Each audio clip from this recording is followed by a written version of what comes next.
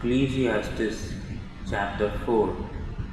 So I returned and considered all the oppressions that are done under the sun, and behold, the tears of such as were oppressed, and they had no comforter, and on the side of their oppressors there was power, but they had no comforter. Wherefore I praised the dead which are already dead more than the living which are yet alive. Yea, better is he than both they which hath not yet been, who hath not seen the evil work that is done under the sun. Again, I considered all travail and every right work, that for this a man is envied of his neighbor. This is also vanity and vexation of spirit. The fool foldeth his hands together and eateth his own flesh. Better is an handful with quietness than both the hands full with travail and vexation of spirit. Then I returned, and I saw vanity under the sun. There is one alone, and there is not a second. Yea, he hath neither child nor brother.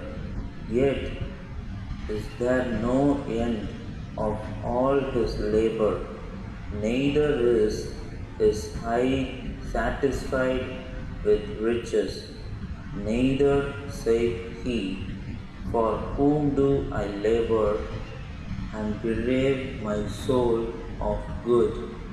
This is also vanity, yea, it is a sore travail. Two are better than one, because they have a good reward for their labor. For if they fall, the one will lift up his fellow. But woe to him that is alone when he falleth, for he hath not another to help him up.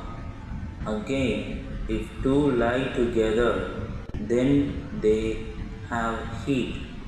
But how can one be warm alone? And if one prevail against him, two shall withstand him. And a threefold cord is not quick.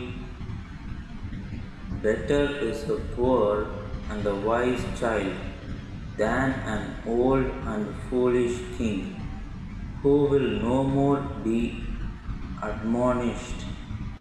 For out of prison he cometh to reign, whereas also he that is born in his kingdom becometh poor. I considered all the living which walk under the sun, with the second child that shall stand up in his stead.